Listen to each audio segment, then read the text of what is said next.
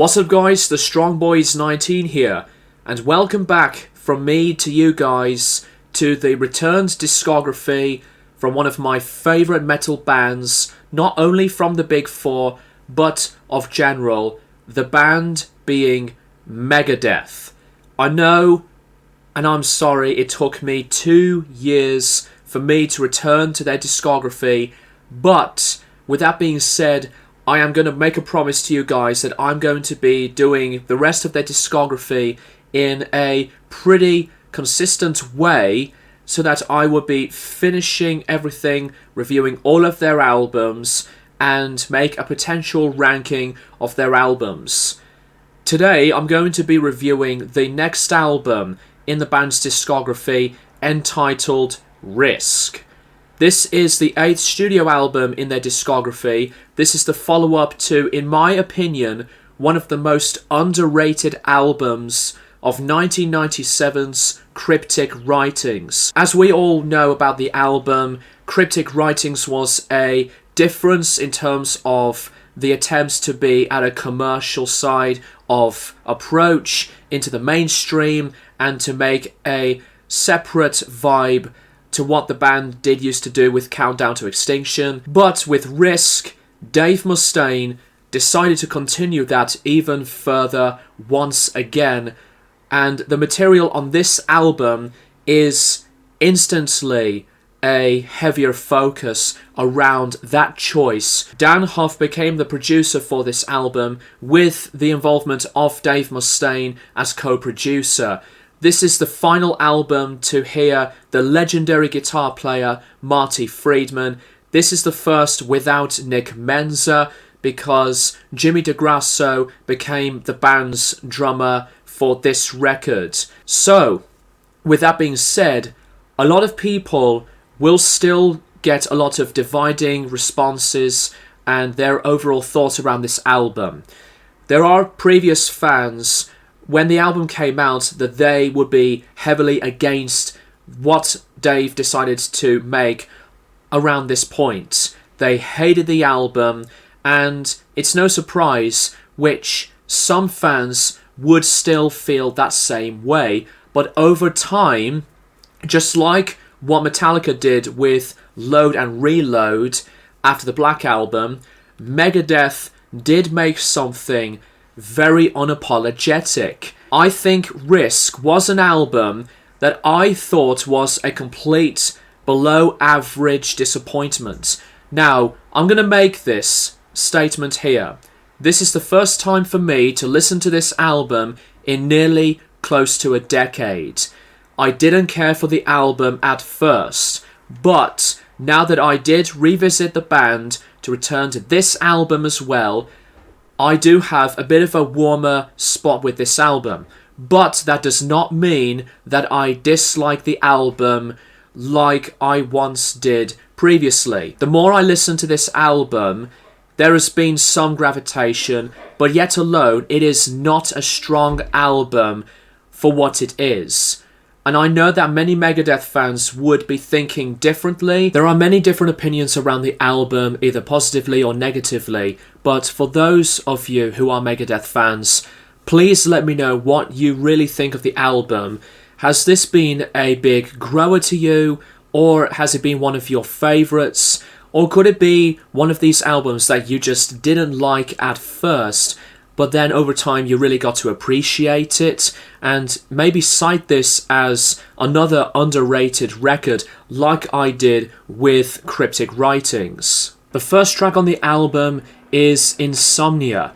Now this starts in a very strange way because you hear the opening sounds of the violin and then this shocking immediate burst of maybe industrial noises that just came out instantly through the speakers. The structure is something very basic and it's weird to digest for me. The chorus was feeling the same way for me as well, and especially with the way Dave Mustaine was singing it. It's lyrically around his life during the 80s and staying up all night and partying. One song which rubs me off in a way, but at the same time, I didn't hate it. I guess it's not a bad song, but it's, for me, very average through mediocrity on the repetition of the chords and as well as with the ongoing simplicity. It's not obviously the worst Megadeth song, and this is maybe the only rare occasion that we hear some kind of an industrial experiment on an album through this band. Prince of Darkness, quite a start to hear the bass from David's playing and the guitar effects come in while Jimmy, the drummer, joins in.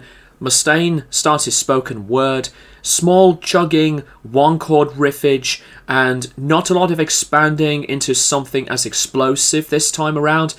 Mustaine addresses about his own devil and thinking about us as that we have our own demons, just like what Mustaine had. It's a pretty solid song that I really got to enjoy a lot, and I like it a lot better than the previous song of Insomnia. More easy and not as usual stuff in terms of the style and songwriting. It has a moodier feel that I like a lot on here. Hearing the violins in the bridge was nice too, alongside with Marty Friedman's excellent guitar solo work. Then the piece called Enter the Arena is pretty much an introduction, some claps and chanting from the crowd. Dave shouts "Crush," which leads into the main popular single on the album called "Crush 'Em." Mustaine said at the time that it was a huge mistake after the song was written.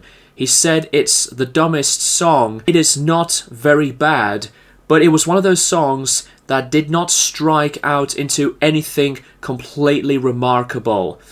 I like the different changes into the placements of the chords and changing the structure into something different.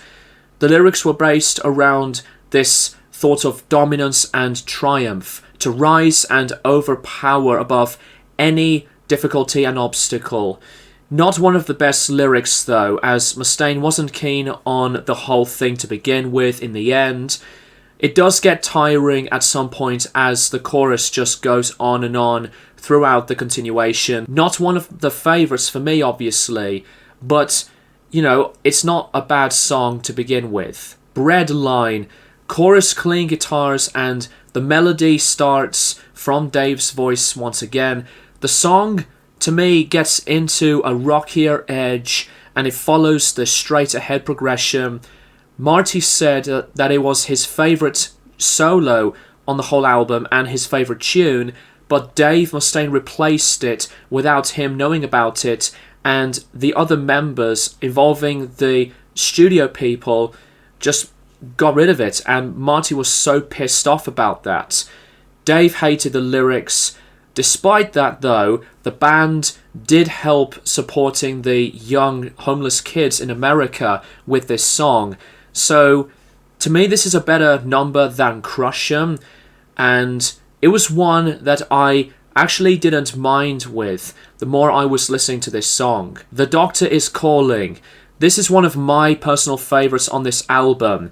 It's sinister, haunting vibe about this whole starting through the opening riff, and the lyrics, to me at least, show a personal side. In my opinion, a theme around the mental health and the loneliness, as Mustaine did experience it himself. I like the idea of the main riff and then to switch immediately to the cleaner, softer chorus with different chords. That did work very well for me, and it shows a separate nature after the previous few songs before this one. Marty's solo was very tasty from his performance, so in my opinion, The Doctor is Calling is one of the favourites on this album. I'll Be There. Mustaine wrote the lyrics as a dedication to the fans, showing his personal gratitude. Despite he was going through a previous drug addiction, it's something that I do like to hear from his own personal honesty, and some of the later lyrics says that he'll be there for them obviously being the fans. More appearances on David's bass work and Jimmy's drums. they connected together very well on here. This is a very melodic song from Mustaine's vocals. They were really good for this song.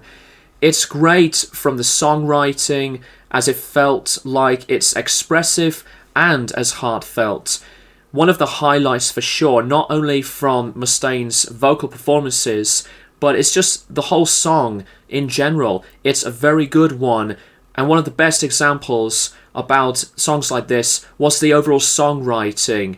It's more explored and it shows some more of the innocence to connect along with the music. Wanderlust. The inspiration for this song is the classic film from the 60s of The Good, the Bad and the Ugly. Dave wrote the lyrics about someone who moves from town to town and who has a pursuer going after him. The sweet transition through these effects to softer arrangements. To me, this is like a hard rock vein, but in a darker tone. I know that's a strange thing to say it like that. The guitars were very unique, and it shows a growth through variety. The acoustic guitars sounded as lovely and very sweet, which makes the whole composition tight as well. Ecstasy. The chorus effect on the vocals, to the smacking drums at the start, to then making another mellowed out sound through the guitars, the tremolo effect through one of the guitar's tones. The chorus did feel very loud through its crashing sound of the cymbals, and it's like it's colliding things with each other. The last two songs, for me, were stronger in terms of the hooks and songwriting. The lyrics were about a girl in a dream world with a guy who makes her feel complete, but it wasn't working out from the possibilities, and she tries to hide it, and as well as the feelings, citing ecstasy as a sin.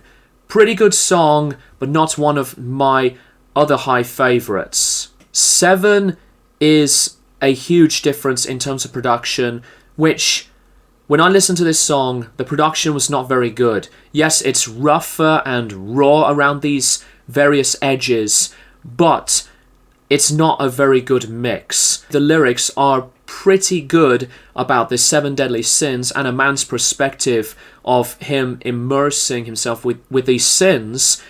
The song just felt generic, and it didn't grow into anything spectacular in any improvements. The best thing that I could say about the song were the guitar solo moments around the halfway point, but then after that, the band decided to switch it into a rockabilly, which was something I couldn't really get around my head with. So yeah, 7 for me is the weakest song around this whole record. Then the last two numbers, Time, the beginning, ballad style with, to me, some of Dave's awesome vocals. It's excellent through the production, way better than the last song. The mixing was well done too.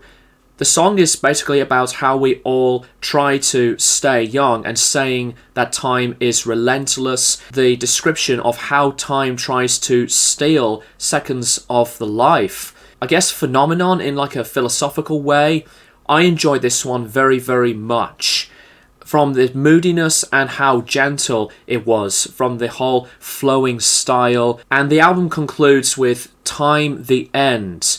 It's the shortest composition out of the whole album, just over 2 minutes, not counting in the intro piece to the next song of Crush 'Em. Time, the End, as a final track, to me was very, very good. It's a rocking distortion song, comes back, and the band did sound pretty punishing from the gritty vocals and the hook to the overall performances. Very basic lyrics about Kronos, the Greek god who is merciless.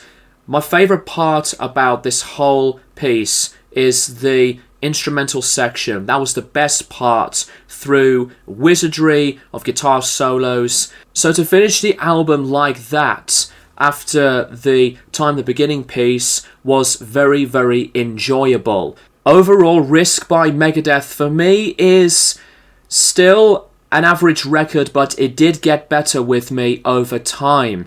And like I said, let me know what you guys think of this in the comments down below with how you really feel about this album. There's no doubt that some fans would see this as very underappreciated. Maybe some fans love this album as one of their favourites. I did enjoy a lot of it for what it is, despite some of the songwriting to some of the weak production and lyrics. But Risk is far from being one of the weakest or worst albums of all time from a very big popular metal band. I'm going to give Risk by Megadeth, I think, a very, very respectable rating of a 6.5 out of 10.